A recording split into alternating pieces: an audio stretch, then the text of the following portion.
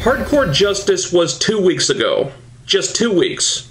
So you can imagine my bewilderment when I turn on iMPACT this week and find out that they're doing some kind of big hardcore war match only 2 weeks removed from their annual hardcore-themed show.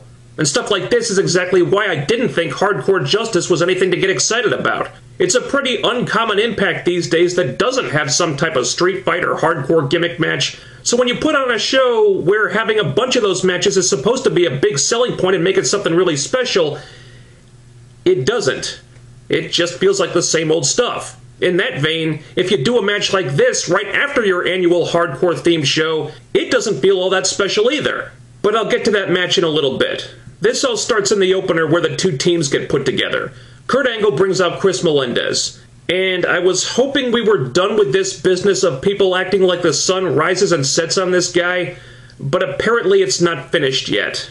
Angle talks him up, saying he's an American hero, he's the greatest human being on earth, and what an honor it'll be to have him on the team. Look, I've been over this a number of times. Was Chris Melendez a hero as a soldier? Absolutely. No one can deny that, and shame on anyone who tries to. But as a professional wrestler, Melendez hasn't done anything yet. So when you talk him up like this, try to give him a big rub like this, put him in big main event spots like this based entirely on stuff he did outside of wrestling, it kind of makes me resent him a little bit because it seems like he's getting a free pass. And I feel like a heartless bastard for saying that, but that's how it comes off to me. They're trying to force me to like Melendez because he lost a leg defending our country, instead of letting me make up my own mind about him based on what he does as a performer, which is how it's supposed to be. It just all feels very manipulative, exploitative, and to be honest, it makes me a little uncomfortable. So the Dollhouse have new music, Doll Parts by Hole. Billy Corgan's doing I'm Sure. It's more contemporary, but it's a low-tempo song that really needs to be jazzed up or remixed if it's going to work as an entrance theme, in my opinion. However, it is a step up from that song they were using before in that I can actually hear it. So at least we're heading in the right direction. And as a stable, the Dollhouse is growing on me more and more. Jade is very good in the ring, Marty's got some great facial expressions, and I think Taryn has been doing her best work as a character since turning heel. And they get 2 segments this week, starting with a tag match against Brooke and Rebel. Rebel is trying hard, but she's still really green in there, and it shows. But the others cover for her pretty well. The match isn't bad, and the Dollhouse win clean, which is refreshing. And later on, they have a promo segment that I enjoyed even more. We get some additional story here, with Taryn being so desperate to escape Gail Kim's shadow that she wants to tear down everything that Gail has, up to and including her family. So she's photobombing Gail's stepkids, talking about seducing her husband, and this was really good. Taryn just looks like she's relishing this. She never showed this much personality as a face. I'm really loving what she's doing right now, and it seems like the crowd's getting into it. So this was 2 good segments for the Dollhouse, and honestly, you probably could have combined them into one without losing anything, and it would have saved a little time too. But hey, they're pushing the new girls and they're pushing them pretty hard. I'm not going to complain. Is Josh Matthews turning heel? Because he was totally in EC3's camp during this promo where EC3 is flabbergasted that he's not ranked #1 in Mike Tenay's top 5. I think that might be the intention, but the awkward thing here is that it doesn't come off that way. Josh arguing on EC3's behalf doesn't sound like the actions of a heel. It sounds like he's making more sense than Tenay is. EC3 is still undefeated, got wins over multiple world champions. He was recently part of one of the best Impact main events in years. Frankly, he should be ranked #1 at this point, and Tenay trying to argue that just makes him sound biased for no apparent reason. Shut up and follow me. So they do Anderson versus Tyrus, which did not interest me. Tyrus is boring as hell, and now it just feels like they're stalling to pad the story out. Anderson has to go through Tyrus to get to EC3, when he could have just chosen a stipulation that prevented Tyrus from interfering in their match last week, but he didn't. So this is just shining a light on how stupid Anderson is acting all of a sudden. I was really liking the EC3 Anderson stuff so far, but when you have characters acting really stupid just to keep the story going, that's when you lose me. Ignorance is curable, but stupid is forever. In that same vein, when you bring the Revolution members into this feud with Magnus and James Storm, that's when this angle seems to lose something in my opinion. The Revolution gimmick is just going nowhere at this point. They had something interesting with it for a while, but it's obviously out of gas. And then ganging up on Magnus is a surefire way to blow Storm's whole deception of Mickie James. This angle was a lot more compelling before they got involved, quite frankly, and I hope they stay out of it from now on. I don't see what they can bring to the table that Storm doesn't already have, and the more people you involve in this, the less personal it's going to seem. Oh, you were not aware of this? We get our first match in the Wolves Dirty Heels Best of 5 series, and as expected, it's a really damn good match, during which we saw Aries and Rude being a little underhanded with the fake tags to fool the referee. Does it make sense that Rude is suddenly acting heelish again for no real reason? No. Do I care? No. Bobby Roode finally has his personality back thanks to Austin Aries, and he's much better off for it. That's all that matters. Yes! Well, the bromance broke up, and based on where this seems to be going, I'm not sure if that's a good thing or a bad thing. I have no desire to see either of these chuckleheads as singles wrestlers again. That's not going to lead to anything good. But Robbie and Jesse hate each other now, so they decide to fight. And Robbie proceeds to beat Jesse 3 straight times. It's the same gimmick they did with Taylor Wilde and Velvet Sky back in 2008, I believe. But when they did it with them, it was cool. Doesn't come off the same way with these two characters. And I don't know which part of it was more ludicrous. The fact that Robbie E can suddenly win matches with ease. Oh, what a bunch of bull. Or the fact that they apparently want Robbie to turn babyface.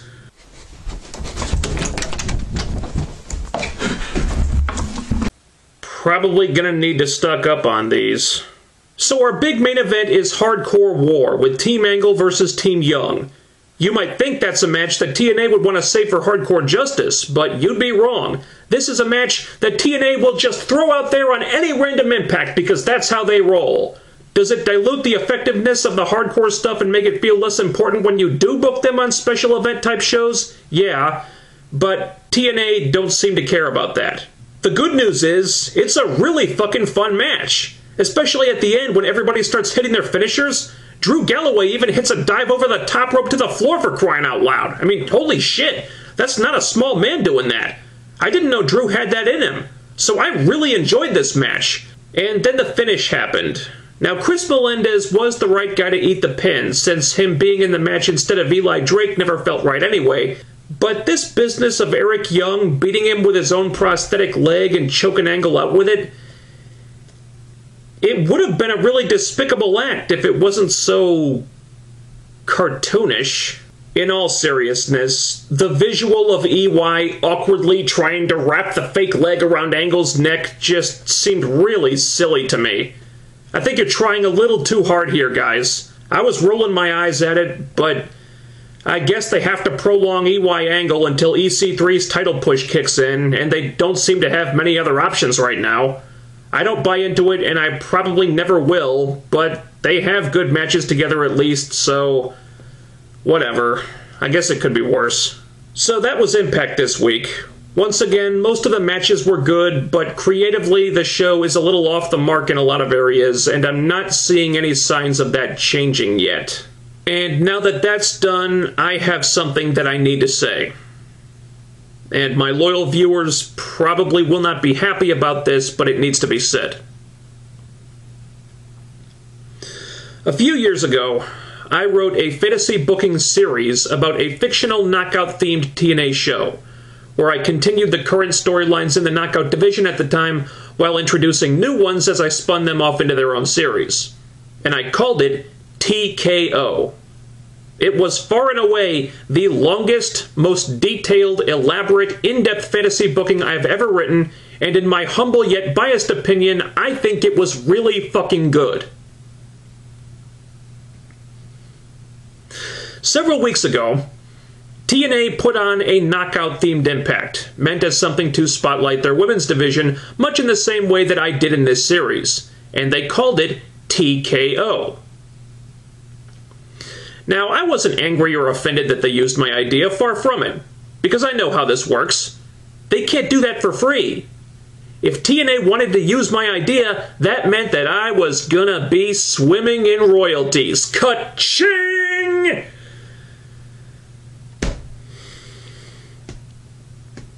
Except that hasn't happened. Every day since then, I've gone to my mailbox expecting to see that big fat royalty check, and every day since then, I have come up with a big fat goose egg. It's been weeks and weeks of this now. I didn't want to believe all the rumors, but it seems that TNA really does have some kind of a problem with paying people on time when they owe them money. So it seems that TNA has left me no option. I'm a businessman. I did a job, and I am owed money for that job. Money that I have not been paid. And I really didn't want it to come to this after I've been reviewing iMPACT every week for years. But I have to look out for myself. If TNA don't want to pay me the money that they owe me, then I can't do any more work for them. In other words, starting next week, there will be no iMPACT review! Oh, really? We'll see about that. Oh, shit, you're back. Back? I never left, dickless. And what's all this horse hockey about, oh, boo-hoo, TNA never paid me my money. They never sent me my royalty check. That thing came in the mail weeks ago. It did? You mean I got my money? You sure did, and a lot of it, too. And it's all currently lining the G-strings of several very lucky ladies down at the strip club. So, you took all my royalty money and you spent it on strippers. Of course you did. That's just fantastic. Wait, the strip club, is that where you've been this whole time? Meh, among other places.